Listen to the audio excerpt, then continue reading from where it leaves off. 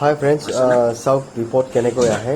যোৱা ইলেকশ্যন 7 তাৰিখে এইটো ঘৰ যিটো নেকি আপোনাৰ বৰপেটাৰ ফৰেষ্ট কলনী, তো গীতাৰ্থ চৌধুৰী তেখেতৰ ঘৰলৈকে মই আহিছিলোঁহি। তো তেখেতৰ ঘৰত মই এডাল বিষাক্ত খেতিসাপ উদ্ধাৰ কৰিছিলোঁ তেখেতৰ ড্ৰয়িং ৰুমত। কিন্তু আজি আকৌ দুমাহ নহওঁতে তেখেতৰ ঘৰত পুনৰবাৰ তেখেতৰ যিটো কিটচেন আছিলে, কিটচেনৰ এনেকৈ এডাল বিষাক্ত চকৰি ফেটি সাপ সোমাই আছিলে বুলি মোক খবৰ দিলে। মই আহিলোঁ, তো চাওক কেনেকুৱা বিপদজনক হ'ব পাৰে। তো এতিয়া বাৰিষা কাল, আৰু বাৰিষা কালত সাপবোৰ এনেকৈ ওখ ঠাই বিচাৰি তো মানুহৰ ঘৰত সোমোৱাটো স্বাভাৱিক হয়। তো গতিকে সাৱধান হ'ব লাগে আৰু ঘৰ যিমান পাৰে পৰিষ্কাৰকৈ ৰাখিব লাগে। ঘৰৰ চৌপাশ পৰিষ্কাৰ কৰি ৰাখক, ঘৰৰ ভিতৰভাগ পৰিষ্কাৰ কৰি ৰাখক, অন্যথা বিপদ যিকোনো টাইমত আপোনাৰ ঘৰলৈকে আহিব পাৰে।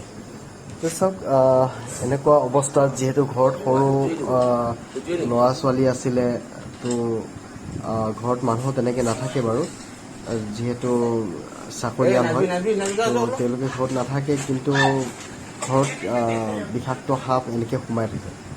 গতিকে চাওক, মই যিমান পাৰোঁ প্ৰতিটো ভিডিঅ'ত মই সকলোকে একেটা কথা কওঁ, যিহেতু এতিয়া বাৰিষা কাল, তো চাৰিওফালে পানীৰে ভৰপূৰ হৈ গৈছে, তো সাপবোৰ থাকিবলৈ ঠাই নোহোৱা হৈ গৈছে, আৰু তেওঁলোকে খাদ্যৰ সন্ধানত আৰু ওখ ঠাই বিচাৰি পেলাই মানুহৰ ঘৰত সোমাইহি।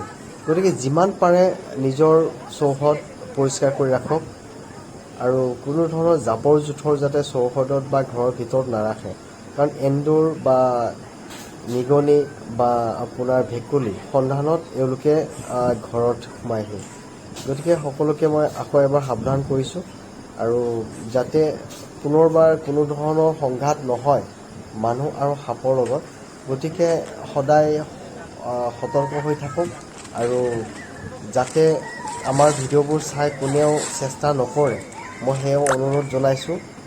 কাৰণ আমাৰ বহুত ক্ষেত্ৰত আমি শুনা পাওঁ যে ফেচবুক বা হোৱাটছআপ বা আপোনাৰ ইউটিউব, এইবোৰ ছ'চিয়েল মিডিয়াৰ ভিডিঅ' চাই পেলাই ৰেস্কিউ বহুতে কৰিবলৈ চেষ্টা কৰে আৰু সংঘাতৰ সন্মুখীন হয়।